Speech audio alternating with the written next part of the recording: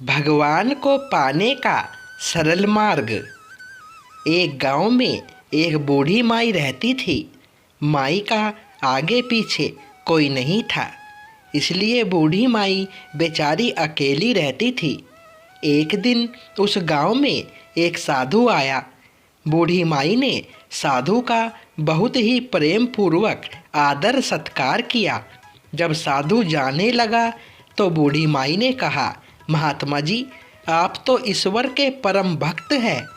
कृपया करके मुझे ऐसा आशीर्वाद दीजिए जिससे मेरा अकेलापन दूर हो जाए।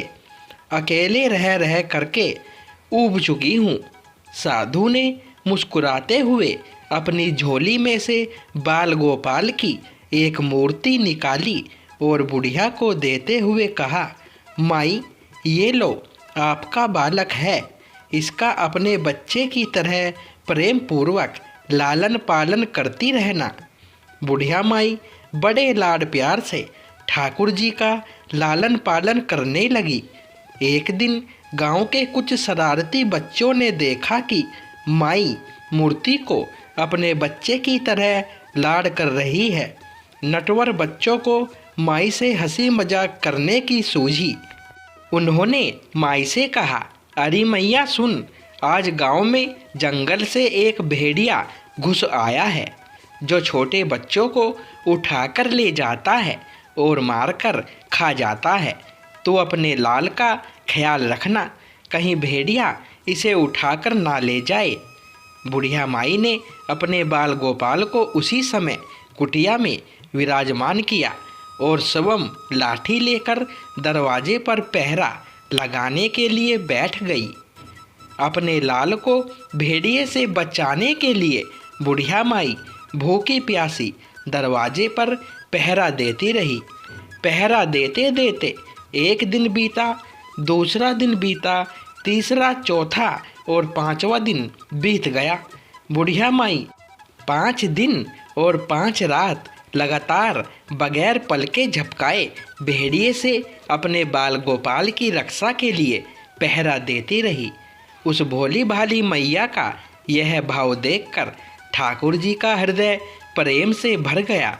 अब ठाकुर जी को मैया के प्रेम का प्रत्यक्ष रूप से आस्वादन करने की इच्छा हुई। भगवान बहुत ही सुंदर रूप धारण कर वस्त्राभूषणों से सुसज्जित होकर माई के पास आए। ठाकुर जी के पाँव की आहट पाकर माई डर गई कि कहीं दुष्ट भेड़िया तो नहीं आया मेरे लाल को उठाने। माई ने लाठी उठाई और भेड़िया को भगाने के लिए उठ खड़ी हुई। तब श्याम सुंदर ने कहा, मैया, मैं हूँ, मैं तेरा वही बालक हूँ जिसकी तुम रक्षा करती हो।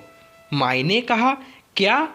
चल हट, तेरे जैसे बहुत देखे हैं, तेरे जैसे सैकड़ों अपने लाल पर नौछावर कर दूं। अब ऐसे मत कहना, चल भाग यहाँ से। ठाकुर जी मैया के इस भाव और एक निष्ठा को देखकर बहुत ज़्यादा प्रसन्न हो गए। ठाकुर जी मैया से बोले, अरे मेरी भोली मैया, मैं त्रिलोकीनाथ भगवान हूँ, मुझसे जो चाहे वर मांग ले, मैं तेरी भक्ति से प्रसन्न हूँ।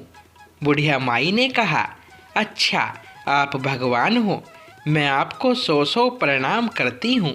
कृपया कर मुझे यह वरदान दीजिए कि मेरे प्राण प्यारे लाल को भेड़िया न ले जाए।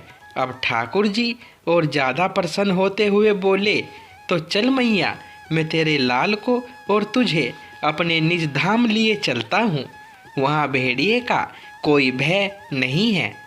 इस तरह प्रभु बुढ़िया माई को अपने निज धाम ले गए। कहानी से सीख। इस कहानी से शिक्षा मिलती है कि हमें अपने अंदर बैठे ईश्वरीय अंश की काम, क्रोध, लोभ, मोह और अहंकार रूपी भेड़िए से रक्षा करनी चाहिए। जब हम पूरी तरह से तन्मय होकर अपनी पवित्रता और शांति की रक्षा करते हैं तो एक न एक दिन ईश्वर हमें दर्शन जरूर देते हैं।